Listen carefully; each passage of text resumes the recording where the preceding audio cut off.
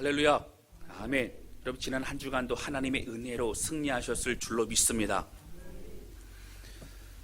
코로나 사태가 장기화되고 또 지역별로는 교회 안에 확진자들이 발생하면서 참 어려운 상황 가운데 있습니다. 가장 중요한 것은 마스크를 착용하는 것과 사회적 거리두기 등 여러 가지 방역 수칙을 우리가 철저히 지켜야만 합니다. 사랑교회도 여러 상황을 우리가 주시하고 있습니다. 기도하고 협력해 주셔서 어려움을 잘 이겨나가는 그런 우리 모두가 되실 수 있기를 바랍니다. 할렐루야. 아멘. 여러분, 우리가 신앙생활 하면서요, 어떠한 인생이 축복된 삶일까? 어떠한 인생이 또 의미 있는 삶일까? 이런 고민을 참 많이 하게 됩니다. 여러분, 그 가장 축복된 삶 중에 하나는 여러분 아시겠지만 하나님 앞에 쓰임받는 인생이라고 하는 것입니다. 교회 안에서 봉사의 역할을 하는 것도 굉장히 중요하게 쓰임받는 그런 인생입니다. 그런데 이러한 것뿐만 아니라 우리의 모든 삶에 하나님이 이루고자 하시는 일들을 우리를 통해 이루시기 원하실 그때에 그 모든 일들을 우리가 함께 순종으로 협력하는 것, 이 모든 것 또한 우리에게 주시는 하나님의 사명이요 쓰임받는 길이라고 하는 것입니다. 오늘 설교의 제목이요 쓰임받는 하나님의 사람들이라고 나와 있습니다. 여러분들, 쓰임받는 하나님의 사람들, 성경에 어떤 사람들이 하나님 앞에 쓰임받았을까를 잘 살펴보는 건 중요하지만 우리 입으로 쓰임받으라 그러면 굉장히 불편하고 또 부담스러울 수 있더라고 하는 거예요. 그 설교 제목을 먼저 보신 분들은 오늘은 은혜가 안 될 것 같아, 이렇게 생각하신 분이 혹시 있을 수 있는데 여러분들은 아니실 줄로 믿습니다. 할렐루야. 아멘. 여러분, 우리가 하나님 앞에 쓰임받는다고 하면 어떤 신학교에 간다거나 선교지로 막 출발을 해야 된다거나 그런 것이 아닌 걸 여러분 다 아실 겁니다.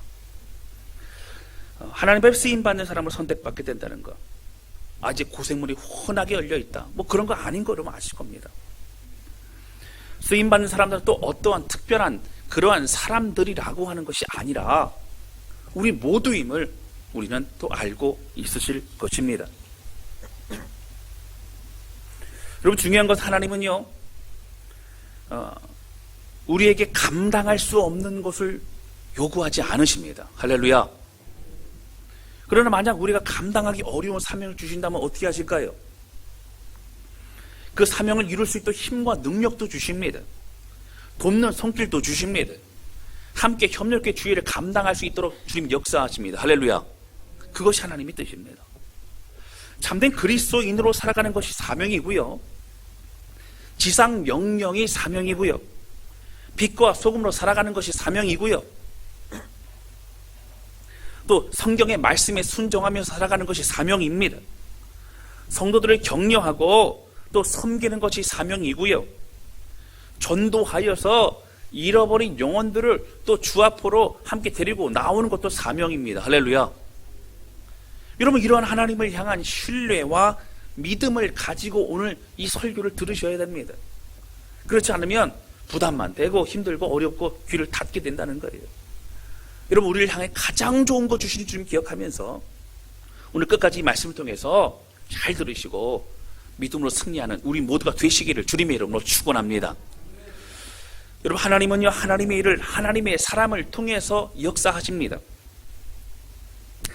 여러분, 그럼 하나님이 왜 하나님의 사람을 통해 역사하실까요? 주의 팔이 짧아 구원하지 못하심이 아닙니다. 능력이 없으심이 아닙니다. 하나님의 사람을 통해 사명 주심으로 그 일을 감당하면서 쓰임받는 사람들은 하나님의 마음을 알아가게 됩니다. 하나님의 그 뜻을 알아가게 됩니다. 그걸 우리를 통해 축복하십니다. 함께 협력과 주의 나라가 확장되도록 우리를 사용하신다라고 하는 거예요. 오늘 누가복음의 말씀에서 쓰임받는 두 사람에 대해서 좀 소개해서 말씀을 드리고자 합니다. 여러분, 이 마지막 시대에요 정말 우리도 하나님 앞에 이렇게 쓰임받는 사람이 되었으면 좋겠습니다. 할렐루야.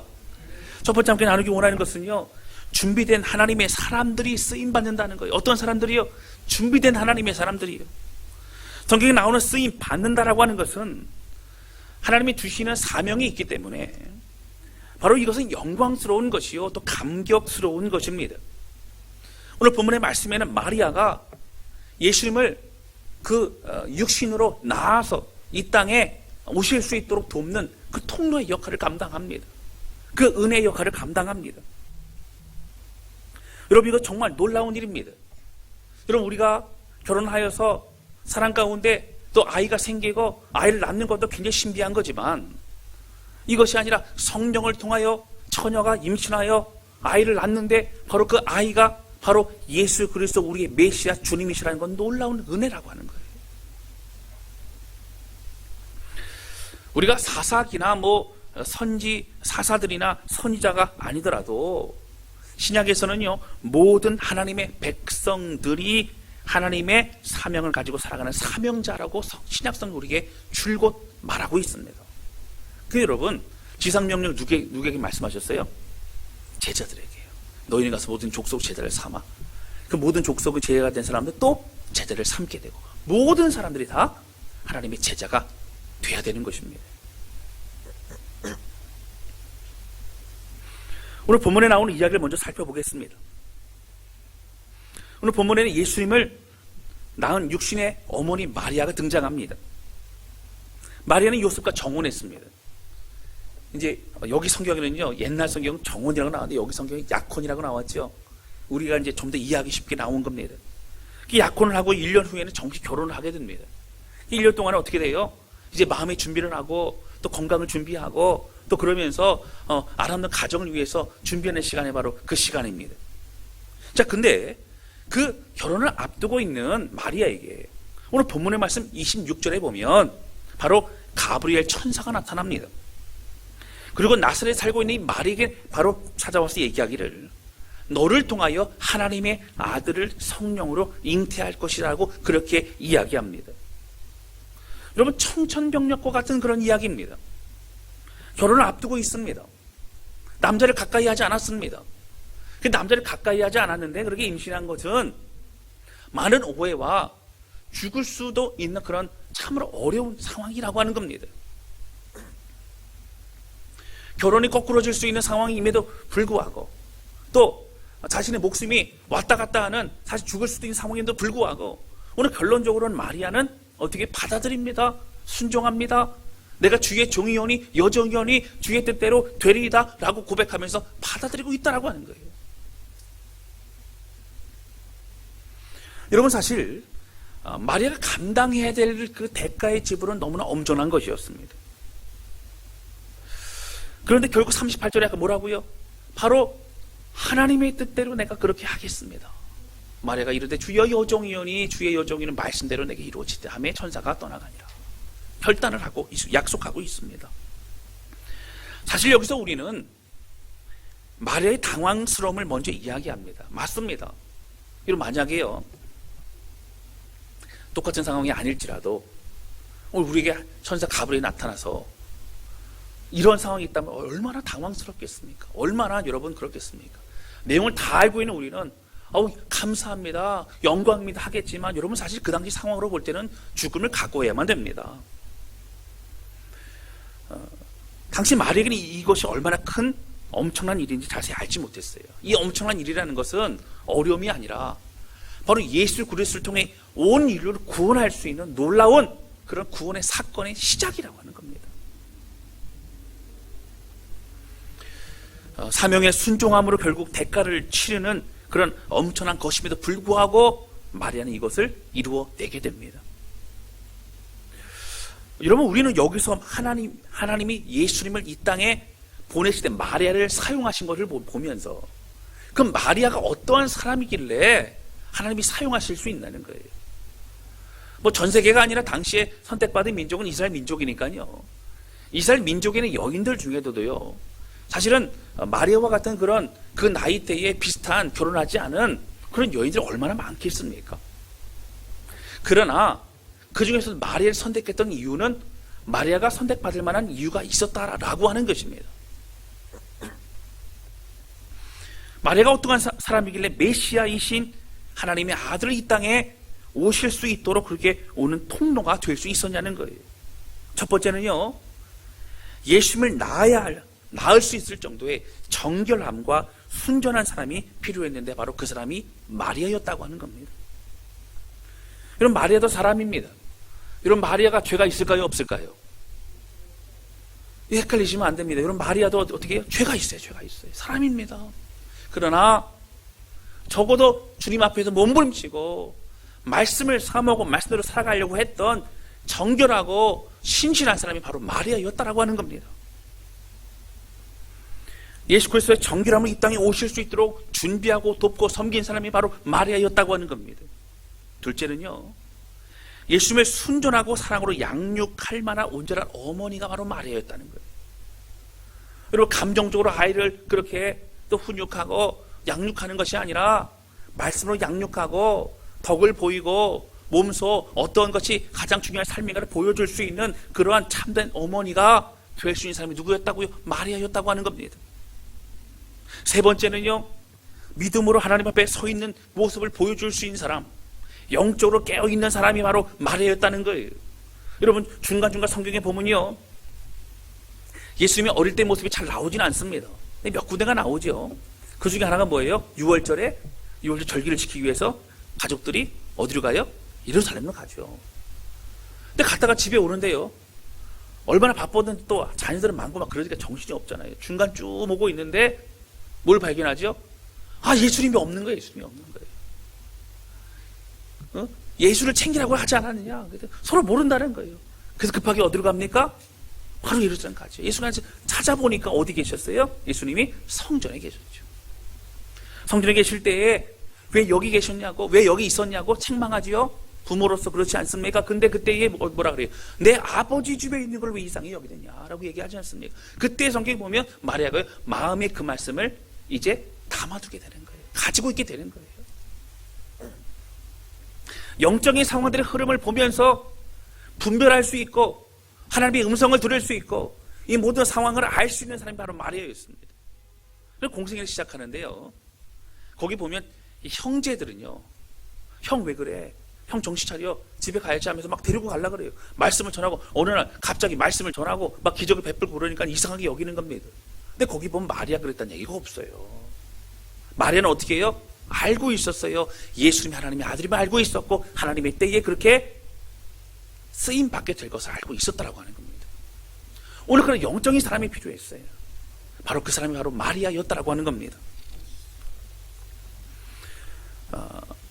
여러분, 마리아가 이 말씀이 오늘 나오기 이전에는요, 뭐 다른 내용에 뭐 마리아가 없어요. 이제 사복음서에 보면요, 마리아가 좀 많이 등장하지 않습니다. 우리가 주로 잘 알고 있는 마리아는 막달라 마리아던가 여러분 그런 마르다의 동생인 마리아던가 이렇게 있죠. 어머니 마리아 내용이 잘 많이 나오지 않고 있어요.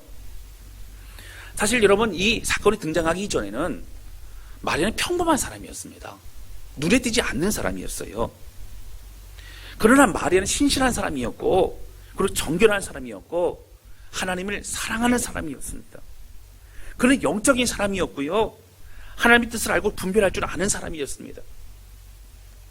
어떤 목사님 이런 얘기를 하시더라고요. 마리아가 영적인 사람이 아니었다면 천사 가브리엘이 나타났을 때 아마 기절했을지도 모른다, 그런 얘기를 하더라고요. 여러분, 그렇지 않습니까? 갑자기 천사 가브리엘이요. 잘 보셔야 돼요. 여러분, 이때는요 400년 동안요 하나님의 말씀이 없을 때예요. 그러니까 천사가 나타나서 어떤 선지자에게 말씀하시고 뭐 선지자가 선포하고 이럴 때 없을 때입니다.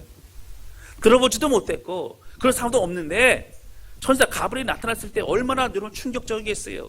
영적이지 않은 사람은 기절합니다. 받아들이지 못합니다. 무섭습니다. 그러나 거기에 순종합니다. 주의 여정견이 주의 뜻대로 되리이다 고백하고 있다라고 하는 거예요. 자기에게 다가올 고난과 오해보다도 하나님의 뜻이 이루어지기를 원하는 순종의 사람이 마리아였다라고 하는 거예요. 그런 마리아는 결국 온 인류의 구원의 역사로 가장 귀한 또 쓰임을 받게 된다라고 하는 것입니다. 평소 하나님 앞에 서 있었던 마리아는 하나님이 기뻐하시는 삶을 살았던 사람이었던 거예요. 주비된 하나님의 사람이었습니다. 여러분, 오늘 우리의 삶을 살아가다 보면 때로는 외롭고 힘들어요. 왜 나만 이렇게 믿음으로 지켜야 되는가? 왜 나만 이렇게 예배에 참석해야 되는가? 나만 이렇게 또 말씀에 순종해야 되는가? 왜 나만 이렇게 거짓말하지 않고, 왜 나만 이렇게 정직하고, 나만 이렇게 손해보고, 왜 나만 이렇게 살아가야 되는가? 그럴 때 많아요. 여러분, 하나님 앞에서 살아갈 때에, 하나님 앞에서 그 신실함으로 살아갈 때에 오늘 그 사람은 마리아와 같이 쓰임받는 주의 백성이 되시기를 주님의 이름으로 축원합니다. 여러분, 그러나 걱정하지 마세요. 마리아와 같은 일은 다시 일어나지 않습니다. 예수님 나중에 재림하실 거고 다른 일들을 우리에게 영광스럽게 맡겨주실 것 같아요. 할렐루야. 그것이 은혜의 삶이라고 하는 겁니다. 여러분, 한 사람만 더 소개하겠습니다. 36절에 보면은요, 36절 말씀 좀 띄워주세요. 이렇게 나오죠. 36절 같이 읽겠습니다. 시작. 보라, 내 친족 엘리사벳도 늙어서 아들을 배었느니라. 본래 임신하지 못한다고 알려지니가 이미 6달이 되었나니. 아멘. 오늘 본문의 말씀에 사실 36절에 등장한 것은요, 마리아가 그가 그 천사 가브리엘의 이야기를 듣고요, 뭐 한 번도 그런 소식 듣지 못했죠. 뭐 처녀가 아이를 낳는다는 얘기도 듣지 못했고, 또 메시아가 이 땅에 오시는 것에 대한 그런 소문이라든 그런 소식은 있을 수 있지만, 뭐 나를 통해서 그렇게 된다는 것도 사실 믿기지가 않지 않습니까? 자, 그렇게 경험해보지도 못하고 느껴보지도 못했던 이 상황을 이제 천사가 얘기할 그때에 그렇게 마음에 사실 두려움이 있었고 불안함이 있었습니다. 근데 천사가 뭐라고 설득을 하죠? 뭐라고 얘기하죠? 너의 친족 엘리사벳이 있는데, 엘리사벳이 아이를 낳지 못하는 그런 사람이었지만, 그렇게 나이가 많았지만 결국 임신한 걸 너도 알지 않느냐? 하나님이 이렇게 역사하신다는 거예요. 그 얘기를 하고 있는 겁니다. 여러분, 엘리사벳을 보면요, 마리아의 친족이었고요, 뭐 어느 정도 가까운지 잘 모릅니다. 그러나 적어도 이제 본문의 말씀 38절이 끝난 다음에 39절에 바로 엘리사벳을 찾아갈 정도로 가까웠던 그런 사람이었던 것 같아요. 여러분, 이제 오늘 본문에 말씀에 나오는 누가복음에요, 1장의 대부분의 내용은 이 사가랴와 엘리사벳 부부에 관한 내용이 많이 나옵니다. 그 정도로 그 사람들은, 그 가정은, 그 부부는 예수님이 이 땅에 오실 때 중요한 역할을 감당하는 그런 사람들이었다고 하는 것이죠. 제사장 가문이었어요. 양쪽이 다 그렇습니다. 근데 결혼하고 살면서 아이가 없었습니다. 눈물로 기도했겠죠. 기도하고 기도했는데 응답이 안 됐어요. 근데 어느 날 이제 폐경이 되어지고 사실은 아이를 전혀 낳을 수 없는 그런 육신의 상황이 되어졌습니다. 근데 어느 날 천사가 나타나서 얘기하기를 너에게 아들이 있을 것이다. 그리고 그는 하나님의 놀라운 일을 감당할 것이다. 이런 얘기를 합니다. 여러분, 아이를 낳을 수 없는 육신이란 얘기는 바로 사망이란 얘기예요. 사망에서 생명이 생겨진 겁니다. 오늘 그것을 어떻게 해요? 엘리사벳이 경험했고, 성경은 뭐라고 얘기해? 엘리사벳이 이미 6개월, 임신 6개월이 지났어요. 그것을 마리아 너도 알고 있지 않느냐, 이렇게 얘기하고 있는 것입니다. 여러분, 그 아기가 누굴까요? 어떻게 아셨어요? 제 이야기해 전에 다 아시네요, 여러분. 그 아기가 바로 침례 요한입니다. 침례 요한은요, 그렇게 하나님 앞에 쓰임받는 예수 그리스도의 그 길을 예비하는데, 어떤 분은 그럴 수 있어요. 아니, 예수님 오셔서 그렇게 이제 말씀하시고 사역하시면 되지 왜 침례 요한이 필요합니까? 그럼 400년 동안 선지자의 메시지도 어떤 아무것도 없었어요. 그때에 예수 그리스도가 진리의 메시아임을 선포하고 그 길을 준비할 만한 사람이 필요했습니다. 바로 그게 신실한 침례 요한이었다라고 하는 것이죠. 침례 요한은요, 6개월 동안 사역하고는 죽습니다. 신실한 백성이었어요. 하나님 앞에 쓰임받는 백성이었어요. 그런데 그의 어머니가 누구였다고요? 엘리사벳이었다는 거예요. 우리가 침례 요한하면요, 어떻게 생각하세요? 그럼 그가 무엇을 입었죠? 포롯을 입었어요. 그리고 뭘 먹었어요? 메뚜기와 석청을 먹었죠. 메뚜기와 석청을 먹었는데, 여러분, 어느 날 갑자기 성령이 충만해갖고 그 일을 감당했을까요? 여러분, 아니에요. 어릴 때부터 엘리사벳의 영적인 그러한 양육을 받았을 거예요. 하나님 앞에 쓰임받는 것이 은혜라고 얘기했을 거예요. 하나님이 우리 이스라엘 백성 어떻게 구원하신지를 얘기했을 거예요. 하나님 앞에 순전하고 죄 없이 살아가는 것이 가장 행복한 삶이라고 말했을 거예요. 주를 위해 살아가는 것이 우리의 가장 의미 있는 인생이라고 말했을 거예요. 그걸 들어왔던 바로 침례 요한은 하나님의 때가 됐을 때 성령의 충만함으로 그 일을 잘 감당할 수 있었고, 자기가 주인공이 아니라 내 뒤에 오실 리가 어린 양 주님이신데 나는 그의 신들매 신발을 풀기에도 감당하지 못할 만한 그런 사람이라고 자신을 낮추었고 자신의 제자들도 예수님께 보내었던 그런 신실한 사람이었다라고 하는 것입니다. 침례의 어머니가 누구라고요? 바로 엘리사벳이었다고 하는 것입니다. 여러분 엘리사벳도요, 오늘 본문의 말씀 보시면 38절의 말씀을 듣고 36절의 말씀, 바로 너의 친족 그 엘리사벳 있지 않느냐라는 얘기를 듣고 나서 이제 마음에 좀 갈등이 있었던 그 마리아가 어떻게 돼요? 이제 38절에 얘기합니다. 내가 주의 여종이오니 주의 뜻대로 되리이다. 마음에 확신을 갖게 돼요. 오늘 마리아가 쓰임 받을 수 있을 때에, 그렇게 결정할 때에, 마음을 먹을 때에 결정적으로 도움을 주었던 것은 바로 엘리사벳의 그의 삶이었다고 하는 거예요. 할렐루야.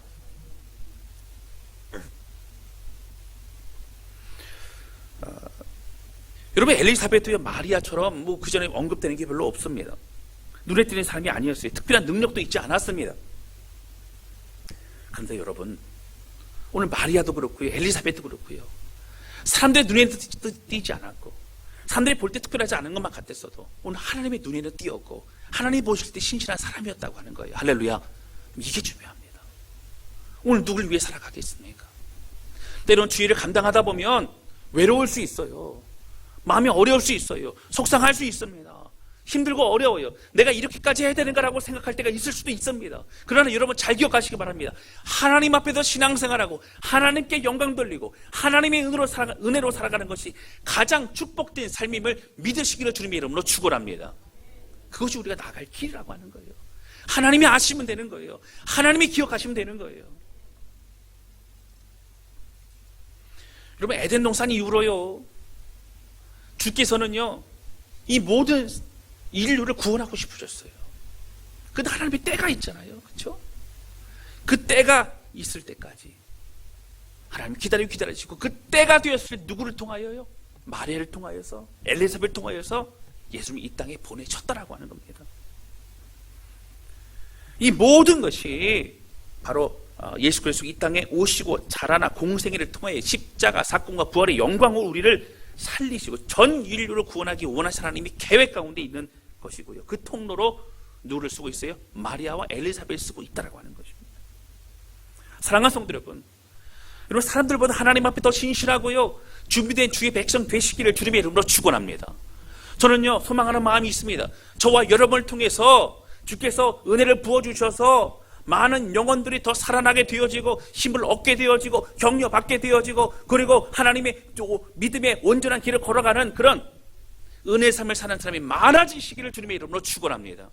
우리가 쓰임받아야 될 길이라는 거예요. 신실한 자들에게, 준비된 자들에게, 하나님의 은혜를 사모하는 자들에게 주시는 사명의 길이라고 주님 말씀하시는 겁니다.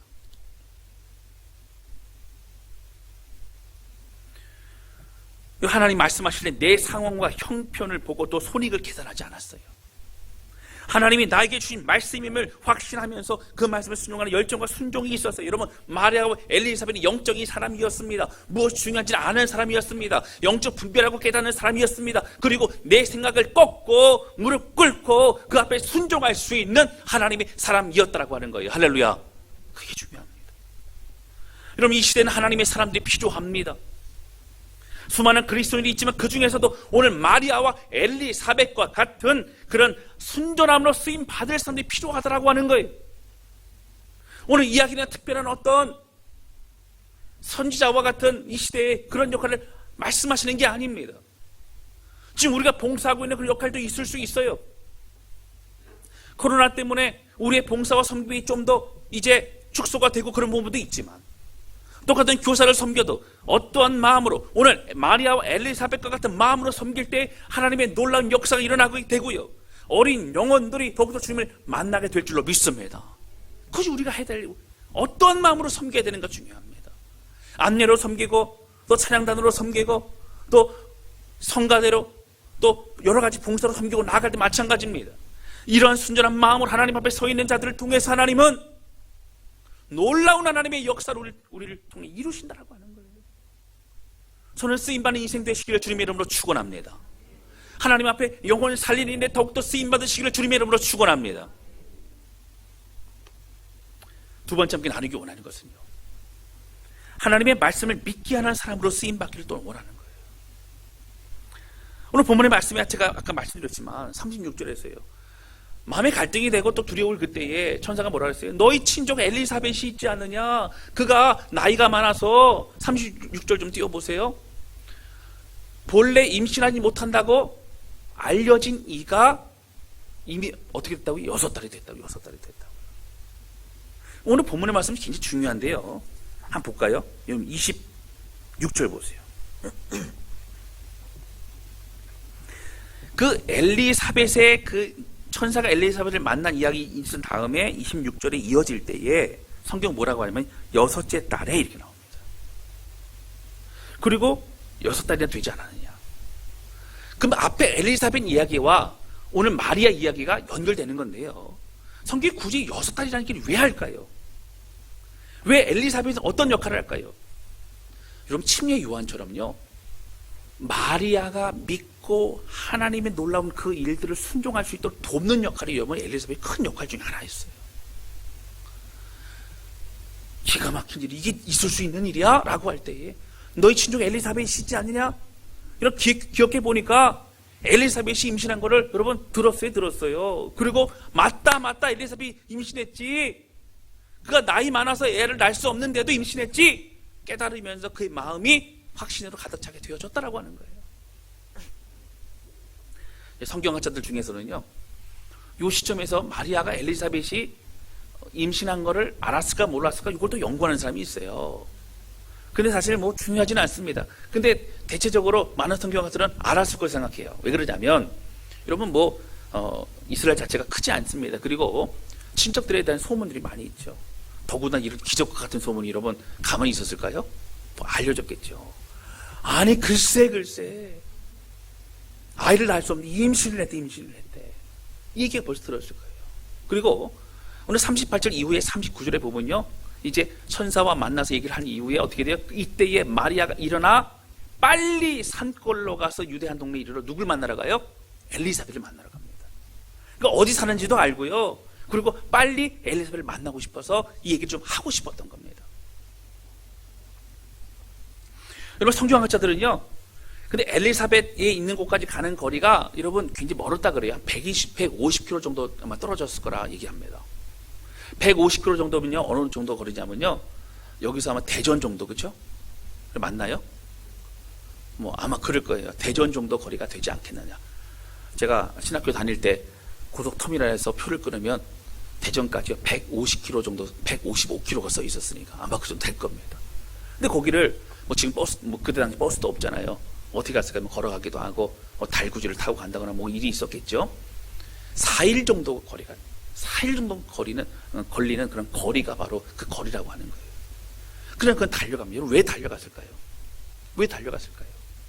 이 기가 막힌 얘기를요, 이제 마리아가 천사 가브리엘 만나고 나서 옆에 동네 사람들 얘기하면 믿었을까요? 안 믿었을까요? 안 믿죠. 근데 안 믿을 뿐만 아니라 아마 돌 맞아 죽을지도 몰라요. 그렇죠? 오해받았을 거예요. 이것을 이해할 수 있는 한 사람이 있어요. 이것을 위해 축복해 줄 한 사람이 있어요. 이 얘기를 들어줄 사람이 한 사람이 있어요. 누구라고요? 엘리사벳이라고 하는 거예요. 오늘 본문에 나오는 엘리사벳의 역할은 대단합니다. 마리아는 엘리사벳 쫓아갑니다. 엘리사벳을 만납니다. 엘리사벳 이 얘기를 합니다. 그랬을 때 뭐라고 합니까? 그는 영적인 분별하는 사람이었어요. 그가 경험한 걸 얘기했어요. 사실 나도 천사가 나타나서 이렇게 얘기했는데 되지 않을 수 있는, 할 수 없는 내 몸에서도 아이가 임신한 지금 여기 놀고 있지 않느냐, 뱃속에 있지 않느냐. 네 얘기를 들어보니까 내 마음의 청이 충만한 걸 보니까 막 이것이 사실이 맞는데 믿음으로 함께 나아가자, 하나님 놀라운 그 사명을 이루자 라고 격려했을 사람이 바로 엘리사벳이었다라고 하는 거예요. 그리고 엘리사벳은요, 본문에 보시면 이게 뒤에 40절서부터 45절까지는요 바로 하나님을 찬양하는 엘리사벳의 그 노래가 나옵니다. 그 이제 42절 보세요. 제가 읽어드릴게요. 여자 중에 내가 복이 있으며 내 태중의 아이도 복이 있도다. 43절에 내 주의 어머니가 내게 나오니 이 어찌된 일인가. 또 사실 보라 내 문화라는 소리가 내 귀에 들릴 때 아이가 내 복중에 기쁨으로 뒤돌았도다 하면서 하나님을 찬양합니다. 마리아의 얘기를 듣고 그는 이해했습니다. 이해할 만한 사람이었어요. 왜요? 먼저 경험했으니까요. 먼저 그것을 이겨냈으니까요. 그리고 믿음으로 승리했으니까요. 엘리사벳이 그런 사람이기 때문에 그 얘기를 들어줄 수 있었다라고 하는 거예요. 그리고 마리아는요, 엘리사벳 집에서 3개월을 기거합니다. 그리고 나서 집으로 돌아가요. 어떻게 되죠? 3개월 동안 뭐 했을까요? 그럼 처음에 임신이 되고 나서 반응이 바로 있나요? 그렇진 않죠. 뭐 조금 지나야 뭐 입덧을 한다거나 그렇지 않습니까? 그리고 또 몸에 변화가 있을 때 또 얼마나 놀랬겠어요? 처녀로서. 그렇지 않겠습니까? 그때 옆에서 도와주고 또 옆에서 격려하고 했던 사람이 바로 엘리사벳이었고, 같이 기도하고 같이 말씀을 가지고 나누고 같이 믿음으로 협력했던 사람이 바로 엘리사벳이었다라고 하는 거예요.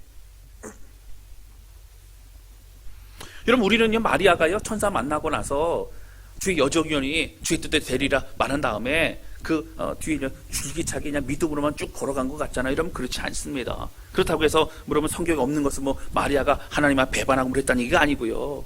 그의 마음에도 얼마나 두려움이 있었겠어요. 얼마나 갈등이 있었겠어요. 또 때로는 믿음의 연약함이 왜 없었겠습니까? 그때 엘리사벳과 같은 사람이 있기 때문에 다시 믿음의 힘을 얻는 것이고, 다시 나아갈 방향을 되찾는 것이고, 소망을 가지고 길을 걸어갈 수 있게 되는 것이라고 하는 것이고요.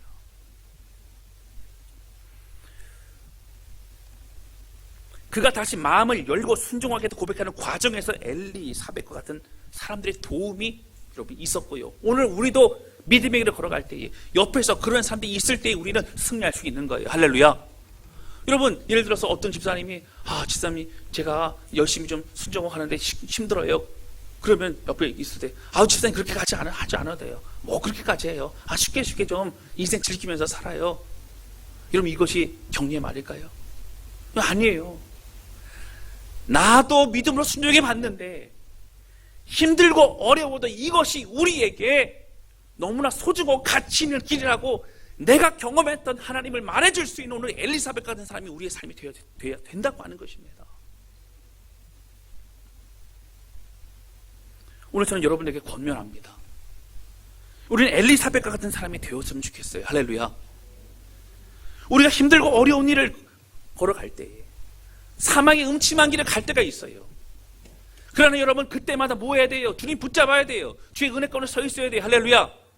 그리고 내 인생에 있어서 사망의 음침한 골짜기를 그냥 지나가는 것이 아니라 오늘 뒤이어서 힘들고 어려운 인생을 살아갈 많은 사람들에게 오늘 우리의 경험은, 오늘 우리의 믿음의 싸움은 엘리사벳과 같은 그런 승리를 고백해 줄 수 있는 인생이 된다는 것, 쓰임받는 인생이 된다는 걸 여러분 기억하시기를 주님의 이름으로 축원합니다.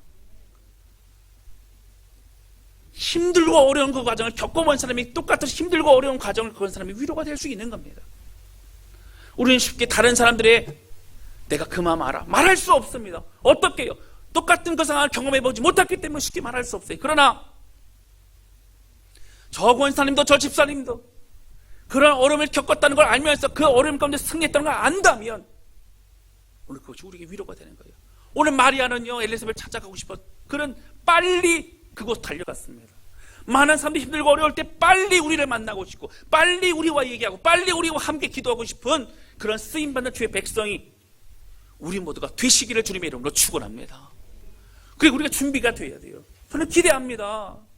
여러분, 우리가 잘 먹고 잘 사는 게 우리 목표가 아니라 오늘 마리아와 엘리사벳과 같이 쓰임받는 하나님의 백성이 되는 것이 우리의 삶의 가장 중요한 가치임을 여러분 믿으시기를 주님의 이름으로 축원합니다.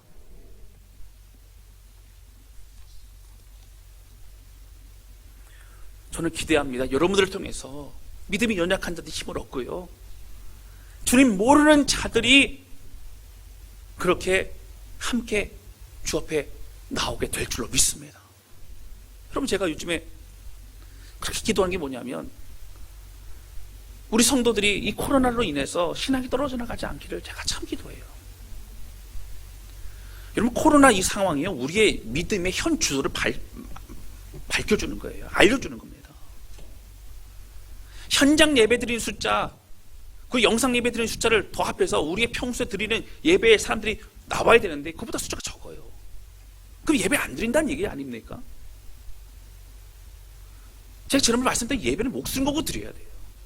특별한 상황 아니면 현장님이 나오셔야 되고, 그리고 영상 예배 드리더라도 최선을 다해 마음을 다해 드려야 됩니다. 그러면 괜찮아요. 그러나 예배 안 드린다? 있을 수 없어요. 있을 수 없어요.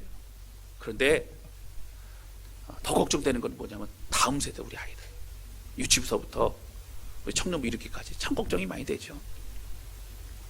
힘들어요.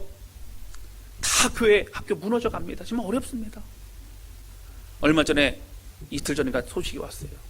강습회도 못한대요. 강습회도요. 여름 사역도 다 못한대요. 어렵대요. 지금 그런 상황입니다. 그런 상황에서 애쓰고 쓰고 어떻게 해서라도 한 영혼을 구하려고 몸부리시는 많은 교사들이 있어요. 오늘 예배 드리러 이렇게 11시에 이제 올라오기 전에 보니까 아동들 요즘 숲속에 가서 같이 이제 거기서 뛰놀면서 또 예배 드리지 않습니까? 누가 그러는 거예요? 친구 데려왔대요. 친구 데려왔대요. 할렐루야. 다른 교회 얘기가 아니고 우리 교회 얘기인데, 우리 교회. 친구 데려왔대요. 친구 데려왔대. 그 애들이 얼마나 마음이 감격스러운지 몰라요. 친구 데려왔구나. 그 한 영혼이 예수님을 알게 되고 평생 인생이 바뀌고, 그를 통하여 그 주변의 사람들이 복음을 알게 되고, 그가 나중에 믿음을 생활하며 가정을 일구면 그의 자손들과 후대 모든 사람들이 믿음의 가정이 된다면 얼마나 큰 축복일까. 한 사람이 구원받으면 그를 통하여 또 구원받게 많은 사람들이 기대가 되면서 마음에 감동이 되는 거예요. 사랑하는 성도 여러분, 오늘 우리 쓰임받는 사람이 되었으면 좋겠습니다. 영혼 살리는 사람이 됐으면 좋겠어요. 주어진 거 그냥 하는 사람이 아니라 오늘 주님이 주실 그 마음을 가지고 오늘 엘리사벳과 같이 돕고 섬기고 믿음의 본이 되어지고, 나도 힘든 거 겪어봤는데 믿음을 끝까지 가자라고 격려할 수 있는 그 사람이 될 수 있어야 된다는 거예요. 바나바도 비슷하지 않습니까? 그가 주인공이 아니라 늘 사람을 세워주는 사람이 바로 바나바의 역할이었습니다. 바로 그 우리가 될 수 있어야 된다고 하는 거예요. 여러분, 저는요 우리가 연약한 사람을 생각하지 않습니다. 때로 연약하면 넘어지지만 사실 여러분, 사단에 우리가 속임당할 때가 많아요. 사단은 우리를 죄로 유혹합니다. 그리고 죄를 짓게 되면요 또 우리 마음까지 죄책감을 주어서 힘들게 합니다. 좀 잘 기억하셔야 돼요. 그러나 우리가 포기할 수 없는 예수 그리스도의 은혜와 그 사랑이라고 하는 거예요. 할렐루야. 이렇게 회개하고 돌이키세요. 몸부림 피세요. 그리고 또 주님 붙잡으세요. 또 붙잡으세요. 또 붙잡으세요. 그럴 때 우리가 승리할 수 있는 겁니다. 말씀 정리합니다. 오늘 마리아와 엘리사벳 보면서 하나님의 쓰임받는 사람들은 준비된 사람이에요. 평상시에 하나님 앞에 신실함으로 마음을 드리는 사람이에요. 믿음의 길이 때로는 힘들고 어렵고 외롭지만 주님 바라보며 그 길을 걸어가는 사람을 통해 하나님은 놀라운 은혜의 역사를 이루신다고 하는 겁니다. 여러분, 그런 사람이 기도하는 기도는 달라요. 그런 사람이 참석한 예배는 달라요. 하나님 역사하시기 때문이라고 하는 겁니다. 여러분, 오늘 엘리사벳과 같이요 하나님의 기적이 무엇인지, 믿음이 무엇인지, 하나님의 역사가 무엇인지, 축복이 무엇인지를 우리를 통해 보여줄 수 있는 그런 사람이 저와 여러분 되시기를 주님의 이름으로 축원합니다. 엘리사벳을 통해서 믿을 수 있었던 것처럼, 엘리사벳을 통해서 힘을 얻을 수 있었던 것처럼 오늘 우리가 그런 사람이 된다면 평생에 그 어떤 것보다 가장 가치 있는 일을 살아갈 수 있다라고 하는 거예요. 여러분, 쓰임받는 우리 모두가 되시기를 주님의 이름으로 축원합니다. 이 시간 찬양 주 앞에 부르고 기도하는 시간을 갖도록 하겠습니다.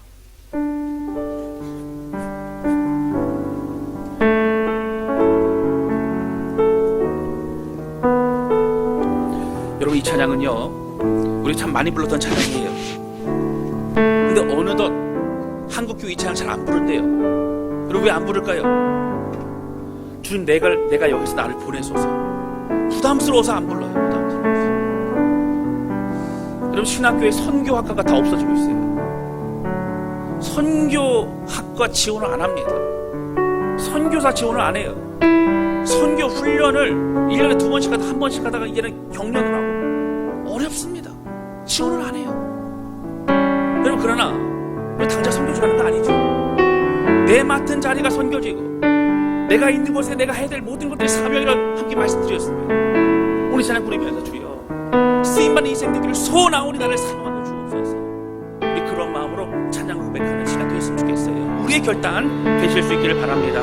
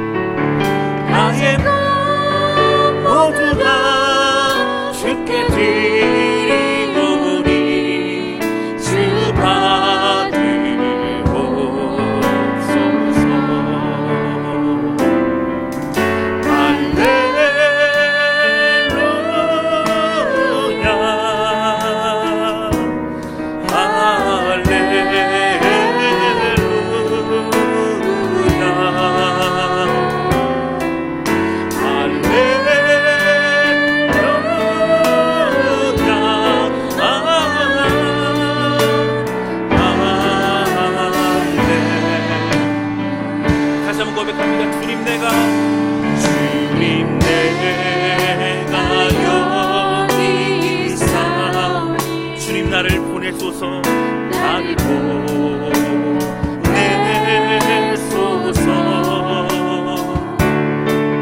나의 마음 나의 몸 주께 드리오니 주 받으옵소서.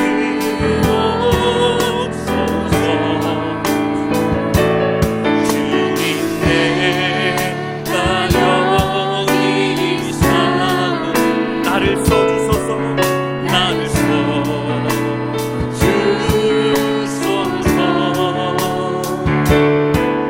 가진 것 모두 다 주께 드리오니 주 받으소서. 우리 마음을 다해 고백합니다. 할렐루야.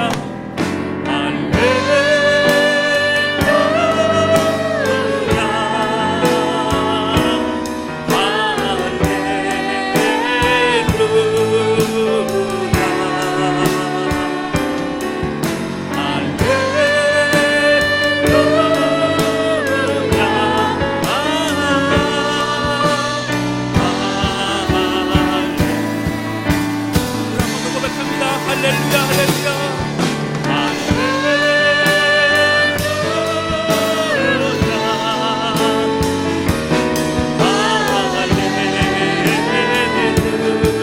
주님만을 찬양합니다. 할렐루야.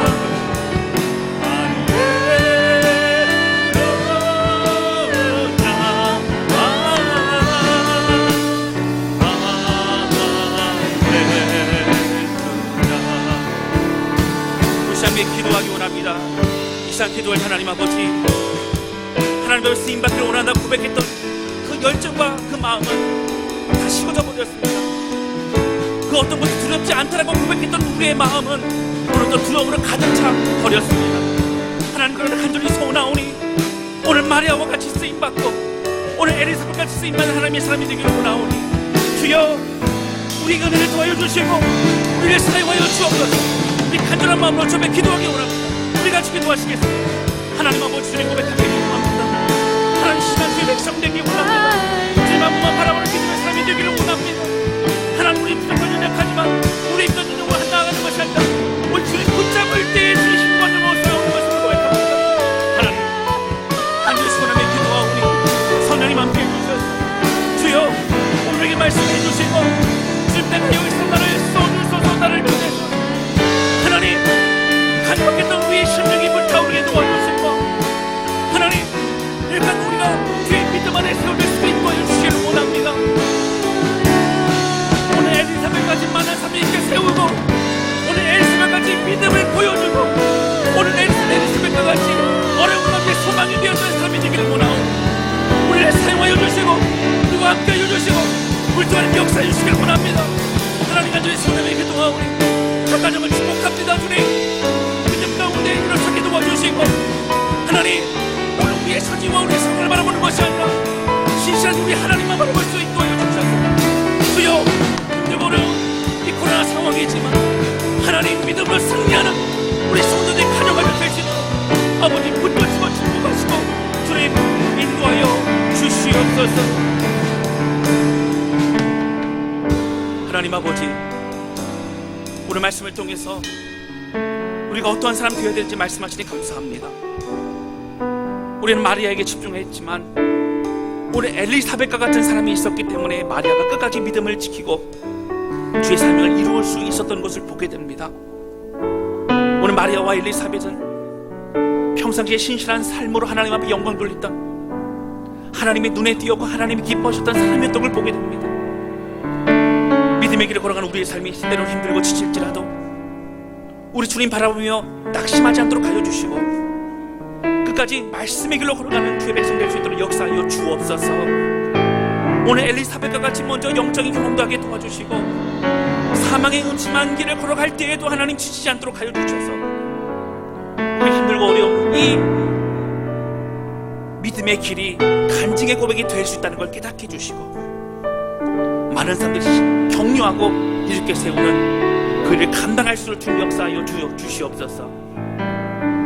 각 가정 축복합니다. 우리 좀 함께 해주시고 잊혀졌던 우리의 이 고백이 쓰임받는 믿음의 고백이 더욱더 될 수 있도록 우리와 함께하여 주옵소서. 주님 감사합니다. 예수님의 이름으로 기도하였습니다. 아멘.